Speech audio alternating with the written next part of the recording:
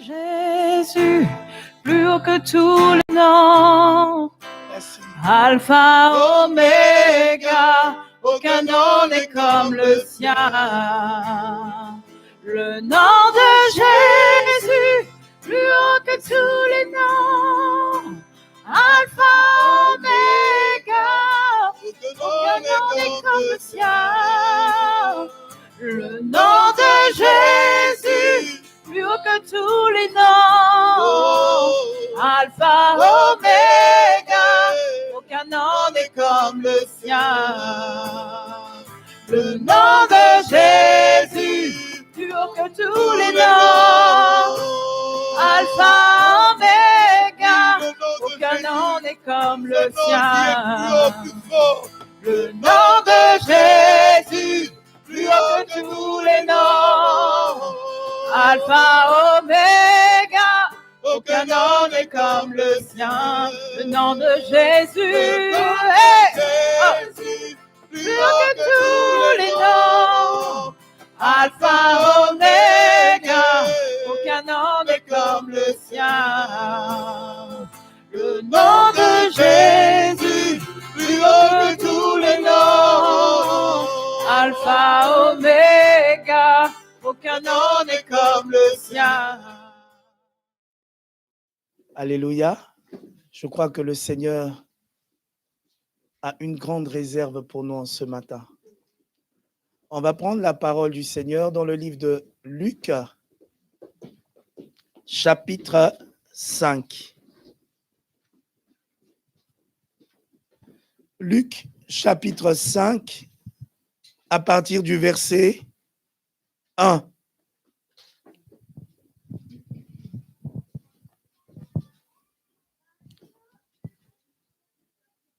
Comment, le thème d'aujourd'hui, c'est comment avoir accès à une vie de miracle. Amen.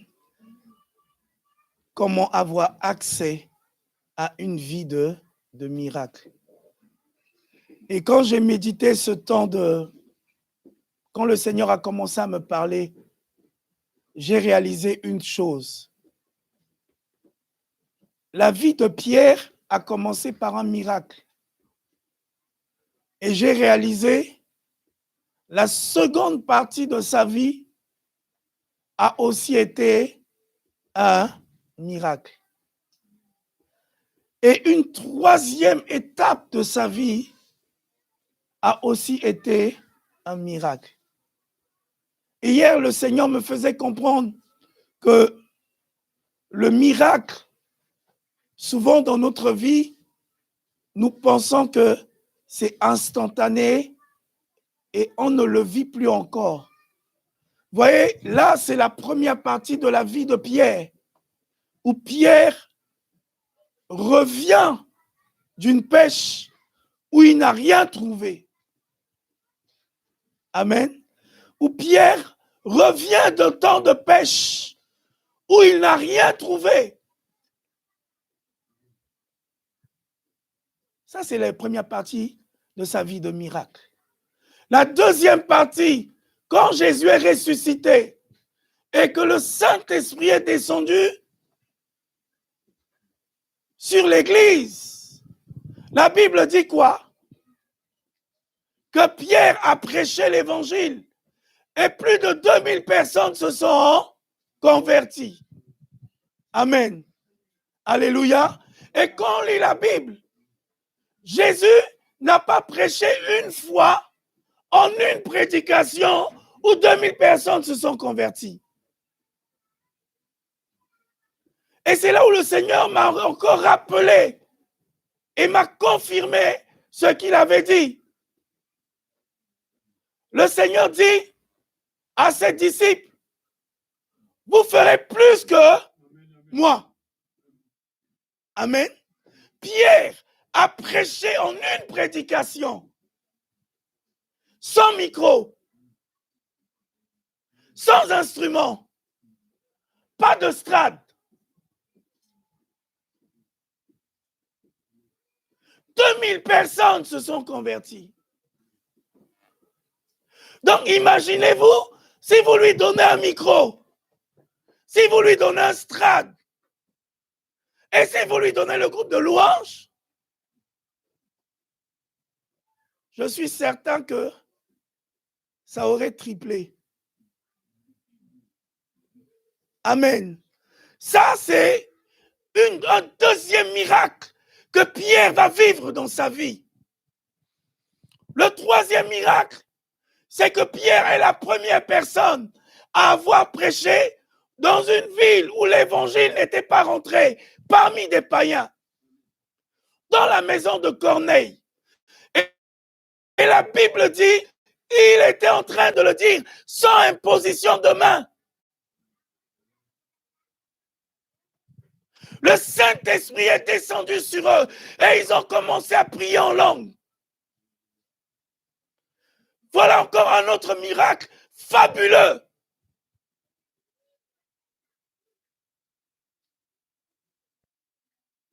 Il y a d'autres parties où Pierre, quand il est parti prêcher en Samarie, après que Philippe ait prêché, il leur a demandé, est-ce que vous avez reçu le baptême du Saint-Esprit? Et la Bible dit, il leur a imposé les mains. Mais il y a une autre catégorie, un autre niveau où il a accédé aux vies de miracles. Où cette fois-ci, il n'a pas imposé les mains. Où cette fois-ci seulement, Pierre pouvait marcher dans la rue et la Bible dit que son ombre guérissait les malades. Amen. Quand hier, le Seigneur a commencé à me parler de ça, j'ai dit, ah Seigneur, ça veut dire qu'il y a d'autres niveaux qu'il faut atteindre encore. Ça veut dire qu'il y a d'autres échelles qu'il faut monter encore. Ça veut dire qu'il y a encore de la marche à faire avec toi. On n'a pas encore prêché que 2000 personnes se sont converties en une soirée. Qu'il y a eu des baptêmes derrière. Ça veut dire que l'église de Jérusalem est passée de 120 à plus de 1200 et quelques en une journée. Et la Bible dit que les gens étaient baptisés. Et ils commençaient à vivre la vie dans l'église. Mais quel est le secret de Pierre? Et le secret de Pierre, c'est dans ce livre-là de Luc, chapitre 5. La Bible dit, comme Jésus se trouvait auprès du lac de Génézareth, que la foule se pressait autour de lui pour entendre la parole de Dieu.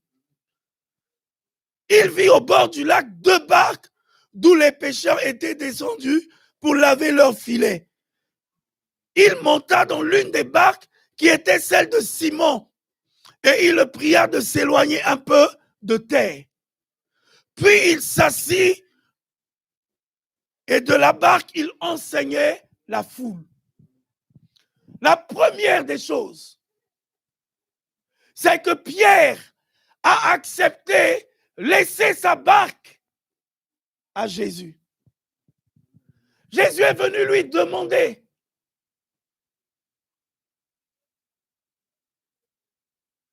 Jésus le pria. Vous voyez? Jésus prie Pierre. Il lui demande de lui laisser la barque. Et la première des choses, quand Jésus rentre dans la barque, qu'est-ce qu'il fait? Il s'assoit. Il se positionne. Et il demande à Pierre de s'éloigner un peu de la terre. Et il commence à enseigner. Et il commence à enseigner la foule. Le premier palier, c'est d'accepter que Jésus rentre dans notre barque. Que Jésus s'assoit dans notre barque. Il était en train de laver les filets, mais il a arrêté ce qu'il était en train de faire pour répondre à l'appel de Jésus. Pour répondre à la demande de Jésus. Et quand il répond à la première partie, il y a une première demande que Jésus fait.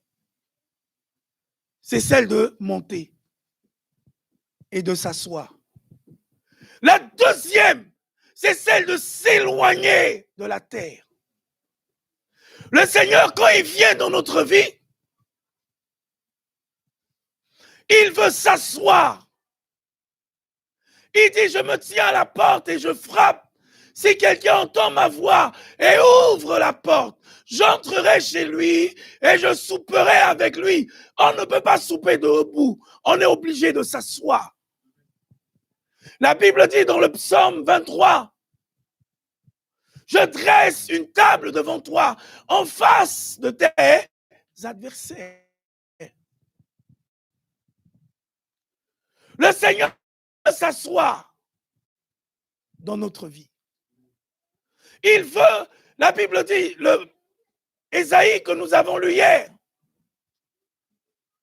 On n'a pas parlé avec Joël, mais hier Joël a souligné ce point. Ésaïe nous dit que le pan de son vêtement remplit le temple.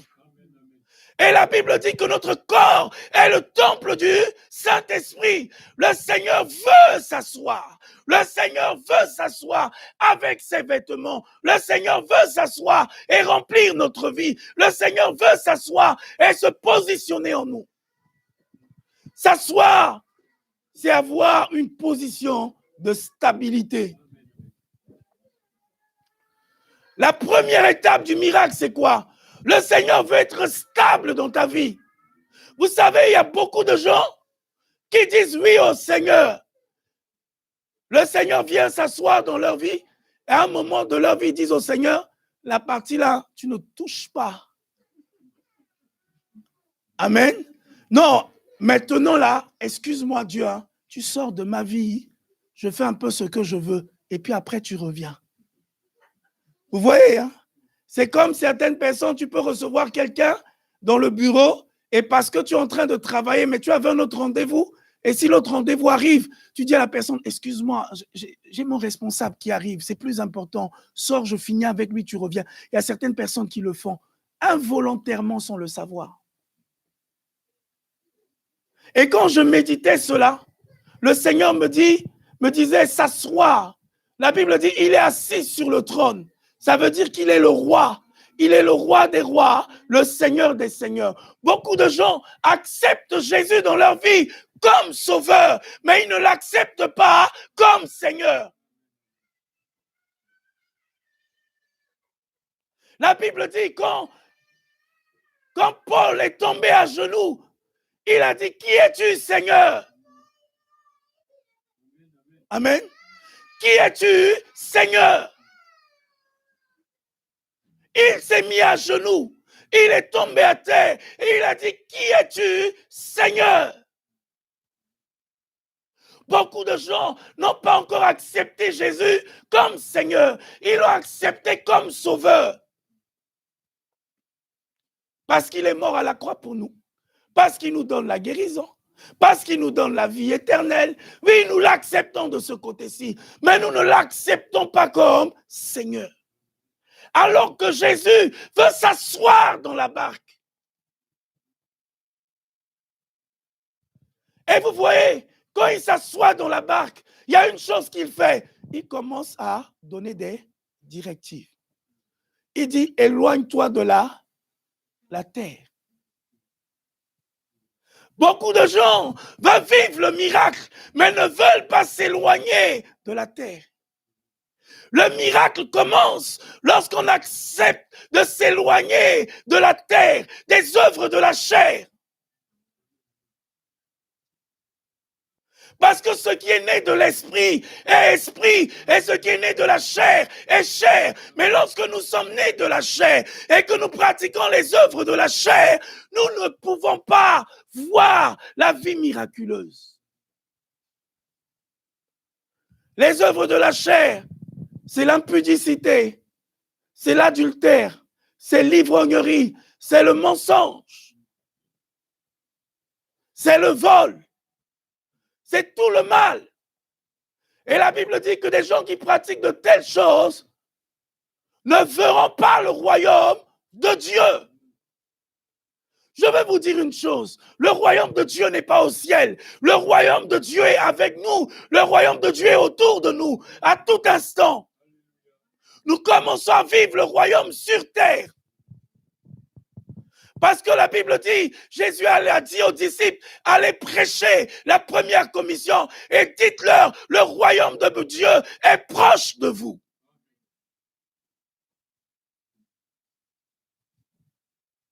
Souvent quand nous prions, nous cherchons le royaume tellement loin, alors que nous oublions qu'il est là.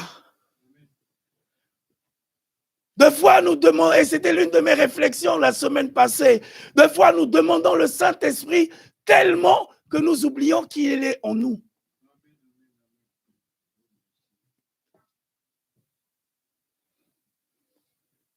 La première des choses, Jésus a dit, éloigne-toi de la terre. Ce qui est né de poussière redevient poussière. Mais nous ne sommes pas nés de poussière. Nous sommes nés de Dieu. Parce qu'à tous ceux qui l'ont reçu, à ceux qui croient en son nom, il leur a donné le pouvoir d'être enfants de Dieu.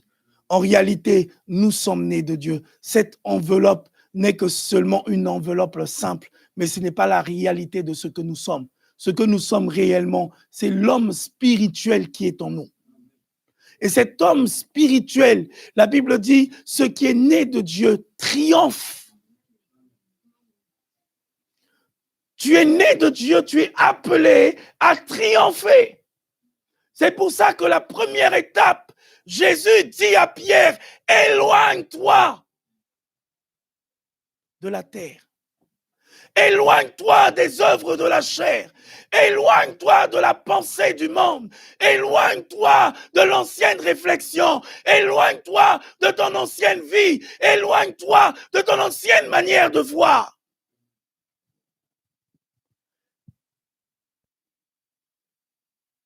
Et la Bible dit, Jésus a accepté s'asseoir. Et Jésus s'est assis et a commencé à enseigner. Lorsque tu t'éloignes des œuvres de la chair, tu vas voir que Dieu va commencer à enseigner au travers de ta vie, des fois même indirectement. Ta manière de te comporter, ta manière de parler va commencer à témoigner l'évangile. Et c'est l'un des plus grands secrets. Jésus dit, si vous témoignez de moi devant les hommes, je témoignerai de vous devant le Père. Pour que Dieu témoigne de toi.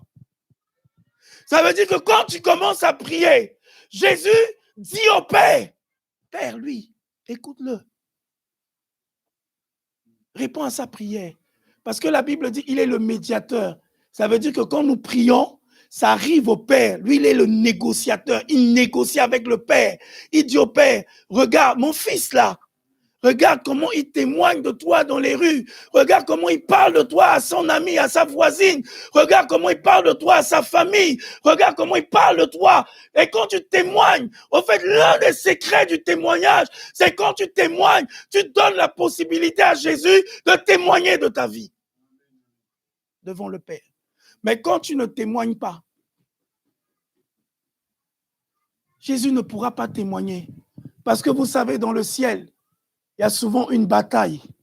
L'accusateur va venir dire, Père, tu vois, celui que tu dis que c'est ton fils qui témoigne de toi, regarde son comportement. La Bible dit, il est monté lorsque les enfants de Dieu étaient assemblés. Il est venu et il a accusé Job.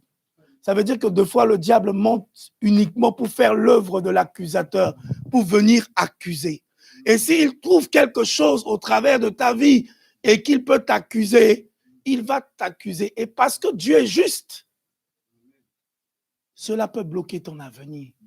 Mais lorsque tu témoignes de Jésus, Jésus aussi vient dire, Père, oui, lui tu peux faire. La Bible dit, et quand je méditais cela, la Bible me parlait de la foi. Dieu m'a rappelé la foi du centenier. La Bible dit, c'est les Juifs qui sont venus négocier pour le centenier. Ils ont dit, lui là, il a bâti notre synagogue. Jésus, lui, il faut que tu l'écoutes. Il faut que tu exauces sa prière. Parce que lui, la synagogue que tu as vue, que tu es venu peut-être enseigner dedans là, c'est lui qui a bâti ça. Vous voyez comment les gens rendaient témoignage de lui. Donc le témoignage de notre vie fait ouvrir la voie au miracle. J'ai remarqué que toutes les fois où Dieu me pousse à prêcher de la foi, ma foi augmente. Toutes les fois où Dieu m'a poussé à prêcher sur la foi, j'ai vu ma foi passer à une autre dimension. Parce que la Bible dit, c'est en confessant de la bouche et en croyant du cœur que nous verrons cela s'accomplir. Lorsque je témoigne aux gens, je confesse aux gens que Jésus est mort et qu'il est ressuscité, qu'il a vaincu la maladie, je vois cela s'appliquer dans ma vie. Pierre a laissé sa barque à Jésus pour que Jésus s'assoie dedans et commence à enseigner.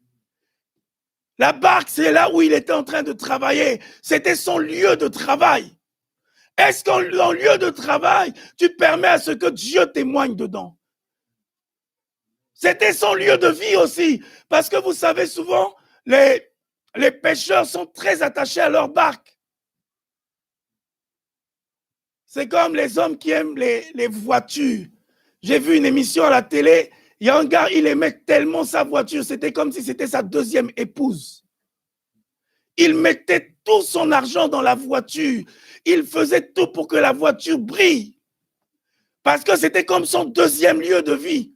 Vous voyez un routier, son deuxième lieu de vie, c'est où? C'est son camion. La barque était le lieu de vie de Pierre. Et Pierre a accepté que Jésus rentre dedans et Jésus s'assoit. Est-ce que tu acceptes que Jésus rentre dans ta maison? Est-ce que tu acceptes que Jésus rentre dans ta vie? Est-ce que tu acceptes que Jésus s'assoit au milieu de ton salon? Parce que vous savez, quand tu acceptes que Jésus rentre dans ton salon et qu'il s'assoit, il y a des choses que la télé ne peut plus montrer devant toi. Parce que tu vas te dire, ça, je ne peux pas voir, ce n'est pas du Seigneur. Parce que le Saint d'Israël, quand il s'installe, tout ce qui est ténèbres fuit. Qu'est-ce qui s'assoit au milieu de ton salon? Qu'est-ce qui s'assoit au milieu de ta maison? Qu'est-ce qui s'assoit au milieu de ton travail? Pierre a accepté, donner à Jésus la barque.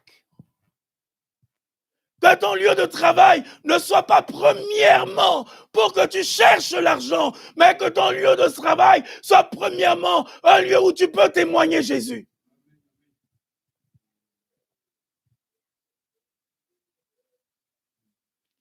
Parce que Jésus a dit à un disciple qui voulait le suivre, il a dit, maître, je sais que tu es bon maître, je veux te suivre. Et Jésus lui dit, va vendre toutes tes richesses, donne-le et viens, suis-moi. La Bible dit, il était tellement triste dans son cœur qu'il est reparti.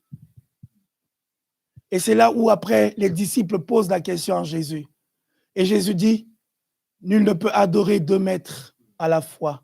Il aimera l'un et laissera l'autre. Et c'est là où Jésus dit que nul ne peut adorer maman et Dieu. Maman, c'est le Dieu de l'argent.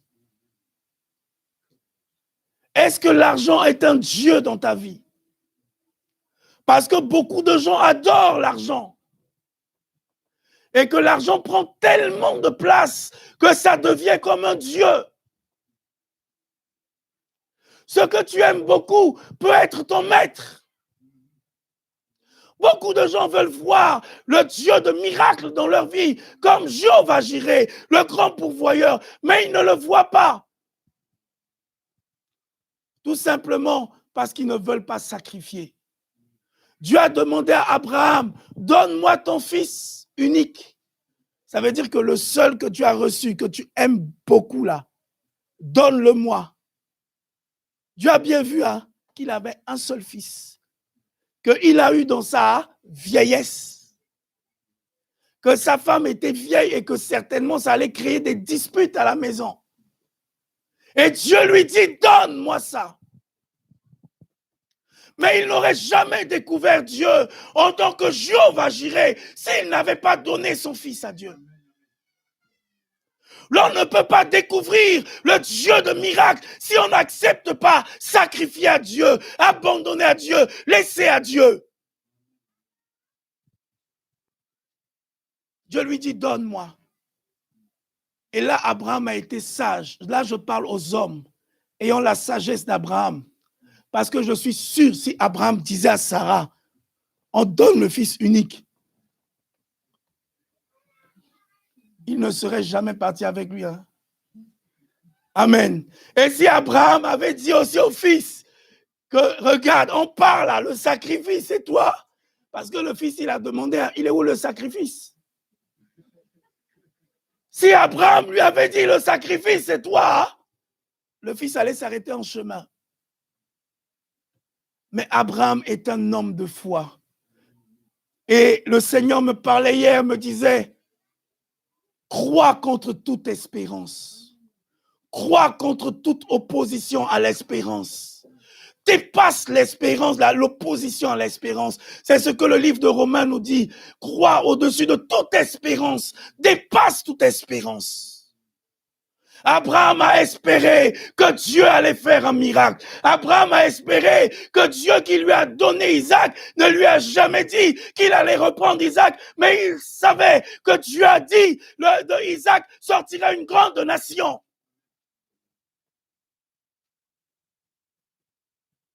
Parce qu'il avait gardé cela dans son cœur. Et il savait que Dieu allait pourvoir. Il savait que Dieu allait faire. Il y a 2 fois où Dieu nous demande de sacrifier, mais on réfléchit pendant longtemps tellement qu'on se dit non, je ne vais pas sacrifier.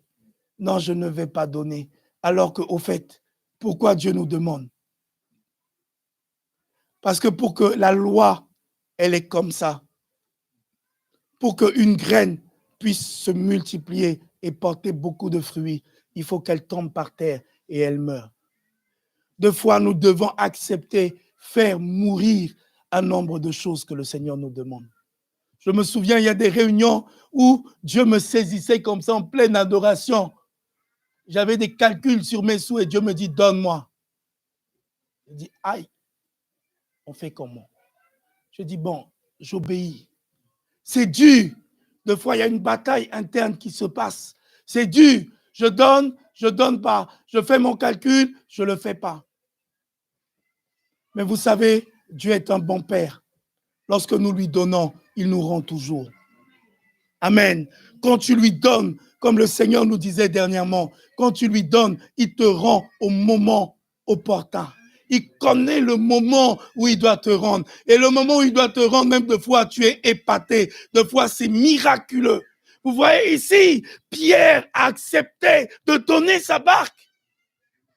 Jésus est monté, Jésus a commencé à enseigner. Jésus a commencé à utiliser la barque. Je suis sûr, si c'était quelqu'un d'autre, il allait dire, tu vois, il prend mon temps. Parce que si Jésus prêchait 1 heure, 2 heures, il dit, peut-être que je serais reparti encore pécher, peut-être que je serais déjà parti faire autre chose, mais il prend mon temps. Et 2 fois, nous disons ça au Seigneur aussi. Involontairement, nous disons, il prend mon temps. Ah, il prend trop mon temps dans la prière. J'arrête la prière vite parce qu'après, j'ai un autre programme. Il prend mon temps. La prière matinale, là, je viens de me réveiller, mais ça insiste. J'arrête vite parce que...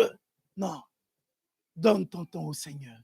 Il est le maître des temps et des circonstances.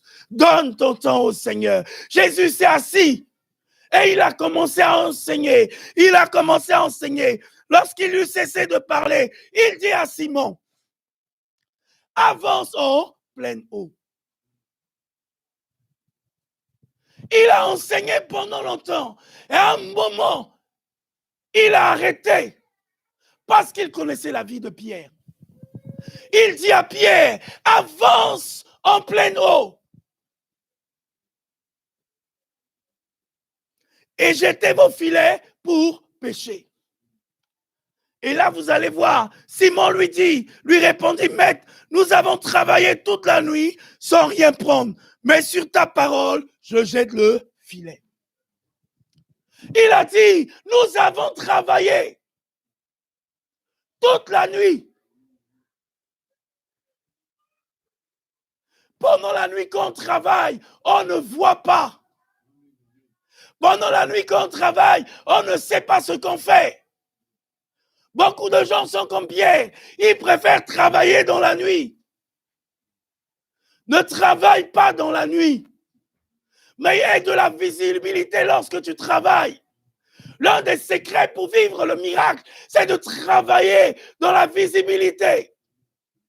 La Bible dit dans Apocalypse, ils ont les yeux, mais ne voient pas. Ça veut dire qu'ils sont dans le noir. Il faut voir.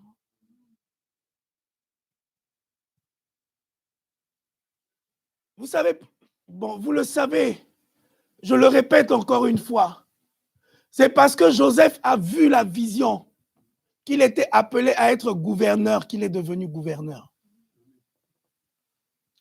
La vision que Dieu te donne, le rêve que Dieu te donne, c'est ton avenir que Dieu est en train de te dire ce qui va se passer dans les jours à venir. C'est juste pour te conforter, pour te donner de l'assurance dans les jours à venir.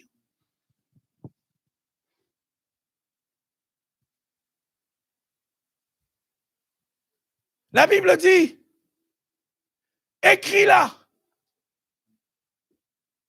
Attends-toi à cela. Et cela s'accomplira certainement. Est-ce que nous écrivons les visions que Dieu nous donne? Est-ce que nous écrivons les rêves que Dieu nous donne? Parce que ça peut être un rêve de projet. La Bible dit, recommande tes projets à l'Éternel et ils réussiront. Lorsque je préparais cet enseignement hier, Dieu me disait de dire à une personne, tu as fait des affaires et tu as été déçu dans les affaires. Mais je viens t'annoncer en ce matin, Jésus a dit à Pierre, avance encore, va réessayer. Et Dieu m'a dit de venir te le dire en ce matin. Avance encore, va réessayer les affaires que tu as abandonnées. Va réessayer l'entreprise que tu as laissé dormir. Va réessayer le rêve que tu as laissé. Avance encore. Voilà ce que Dieu m'a dit de venir te dire en ce matin. Avance encore. Jésus dit, avance en pleine eau. Pour vivre le miracle, ce n'est pas au bord, mais c'est en pleine eau. Vous savez, beaucoup de gens prient, mais ils prient au bord de la prière. Ils ne rentrent pas dans la prière. Jésus dit, si quelqu'un veut prier, qu'il rentre dans la chambre. Amen. Vous voyez, la chambre, c'est à l'intérieur. Lorsqu'on rentre dans une maison, on ouvre la porte, on arrive d'abord peut-être au sas, au couloir, etc. avant d'accéder. Après, on arrive au salon et puis c'est après qu'on va vers les chambres. Beaucoup de gens, la prière est restée que dans le sas. Mais il faut avancer. Jésus dit, avance en pleine eau. Lorsque nous prions, nous devons laisser l'Esprit du Seigneur nous conduire. J'aimerais te dire en ce matin que les fleuves d'eau vive sont en toi. Le miracle est en toi. Parce que la Bible dit, tout en tous. Le miracle que tu veux, le miracle que tu attends est en toi. Mais il faut que tu rentres dedans de toi. Quand tu rentres dedans de toi, tu ne peux plus faire allusion à celui qui est à gauche, à celui qui est à droite. Tu ne peux plus faire allusion au temps. Tu ne peux plus faire allusion à l'atmosphère, à un certain nombre de choses. Jésus dit ici, avance en pleine eau. Quand nous avançons dans les choses de l'esprit.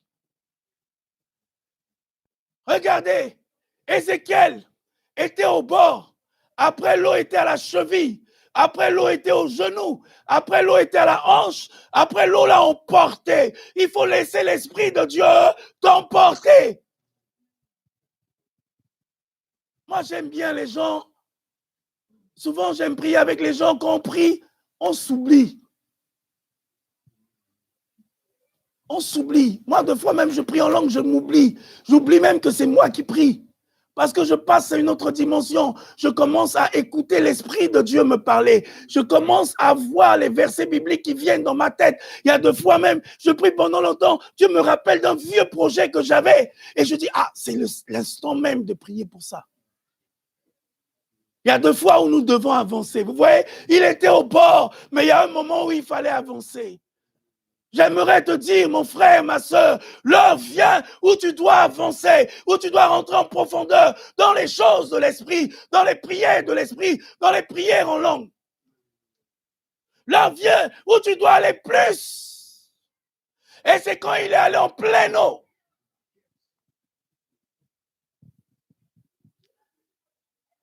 Il a dit une chose, sur ta parole, je jette le filet. L'une des manières pour saisir le miracle, pour vivre le miraculeux, c'est de saisir la parole de Dieu. Beaucoup de gens écoutent la parole de Dieu, mais ne saisissent pas la parole de Dieu. Vous savez, quand nous prêchons, c'est peut-être un mot, c'est peut-être une parole de connaissance, c'est peut-être une prophétie qui sort pour toi. Tu n'as pas besoin de tout saisir, mais il a dit sur ta parole. Il n'a pas dit sur ton enseignement. Il n'a pas dit sur les paraboles que tu as données, mais il a dit sur ta parole. Les disciples ont dit à Jésus, tu as la parole. La parole. Des fois, il faut saisir simplement un mot, une parole. Et cela déclenche le miracle. Souvent, nous voulons saisir tout. Tellement nous voulons tout saisir que nous oublions de saisir le temps opportun. Vous savez, quand j'écoute des hommes de Dieu prêcher, je prends mon stylo. Des fois, c'est un mot que le Seigneur me parle. Dans toute la prédication, c'est un mot. Je note juste le mot là. Et ce mot-là, je vais prier par rapport à ça. Des fois, on peut prier pendant longtemps. Dieu me parle d'une parole de connaissance où Dieu utilise un homme, un frère, une sœur et me donne une parole de connaissance, une parole de prophétie. Je ne m'arrête que sur ça. Pour moi, ça me suffit. La Bible dit, la terre était informe et vide. Dieu dit. C'est le dit de Dieu qui a fait toutes choses. La Bible dit, tout a été créé par la parole. Tout ce qui existe par la parole. Saisis la parole de Dieu. Saisis, jette-toi. Au fait, quand j'ai compris, il a dit, sur ta parole, je jette. Quand tu jettes le filet, ton corps fait un mouvement. Ça veut dire que ses pensées, son corps, son âme même était en mouvement. Il s'est jeté sur ça. Et il a attrapé le poisson. Jette-toi sur la parole de Dieu. Amen. Soyons une église où, lorsque la parole de Dieu sort, je me jette dessus. Lorsqu'il y a une parole de bénédiction, je me jette dessus. Ne laissons pas passer. Amen. Vous savez, un prophète est venu prophétiser. Et il y avait le conseiller du roi qui était là, qui a dit non, même si ça se passe comment, ce n'est pas possible que cette prophétie s'accomplisse. Parce que l'homme de Dieu a dit, demain matin, vous serez submergés de nourriture. Il a vu la situation, il a dit non, c'est chaotique, rien ne pourra arriver. L'homme de Dieu lui a dit, ça va arriver, tu vas voir, mais tu ne vas pas vivre. Tu ne pourras pas manger.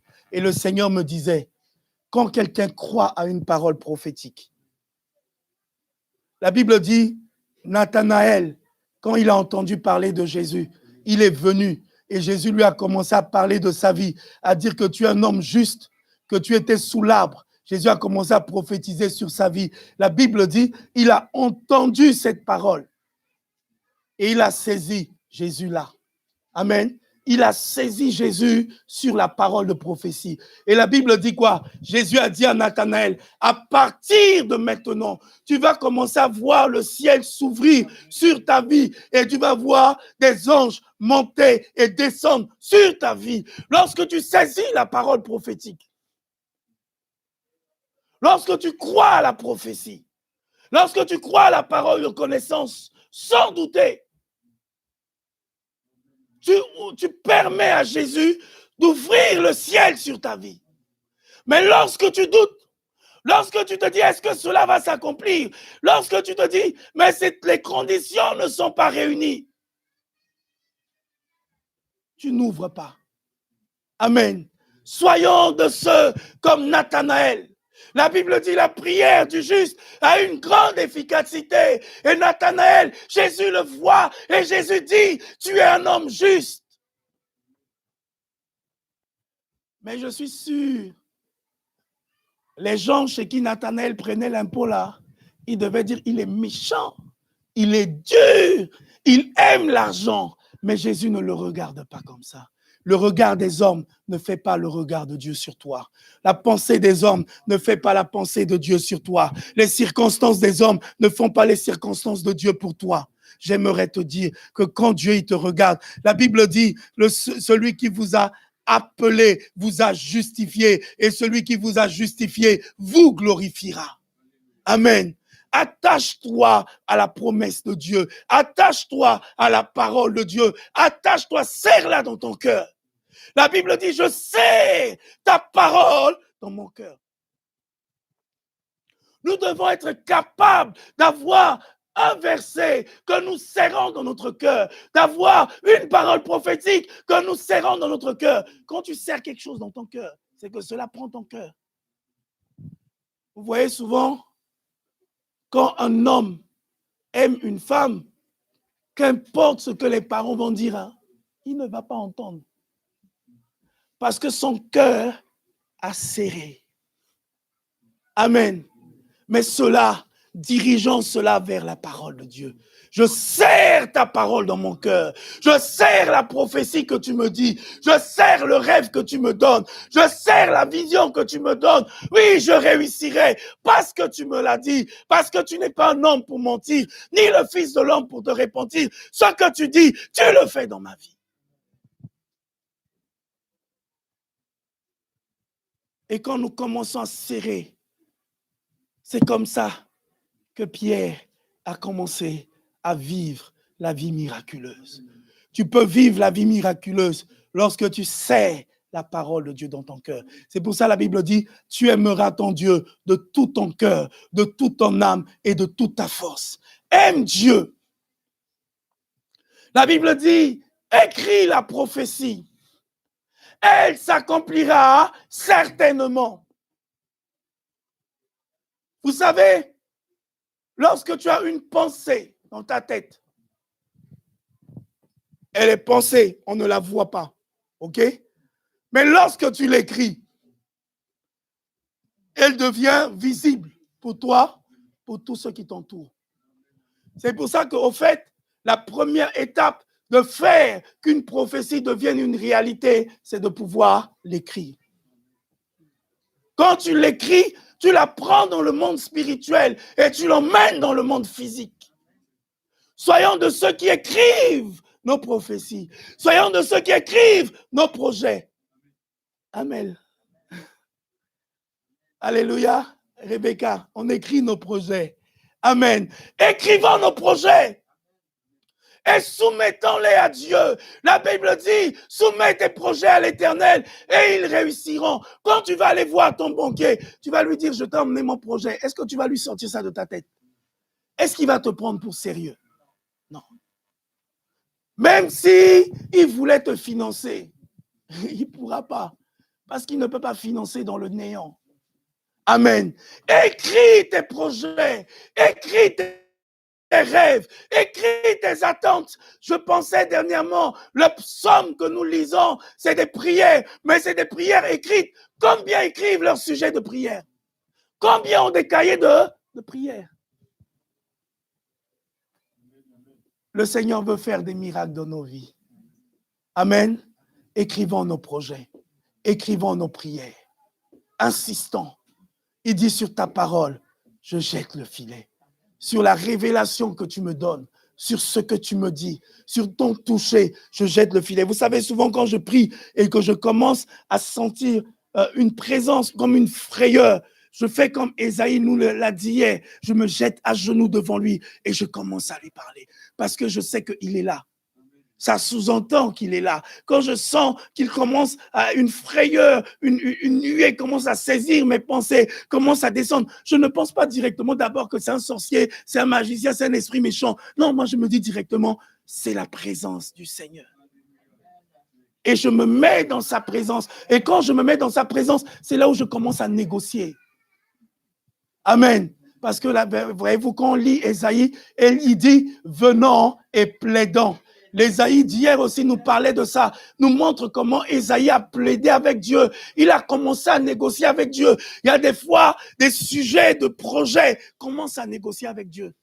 Commence à dire à Dieu, Seigneur, tu vois, non, si tu me permets que je ouvre mon entreprise de couture là, je vais habiller les veuves et les orphelins. Tu as dit que les veuves et les orphelins sont à toi. Ah Seigneur, je veux les habiller. Je commence à négocier avec Dieu. Et puis Dieu, des fois, il regarde, il dit, non, mais mon fils, il dit vrai. Il dit vrai. Tu es le père des orphelins. Mais le père, il donne les habits aux enfants. Mais comment on va leur donner les habits? Seigneur, si tu me bénis, c'est ce que Jacob a dit. Hein. Seigneur, si tu me bénis dans ma marche, je reviendrai, je te donnerai la dîme. Il a négocié.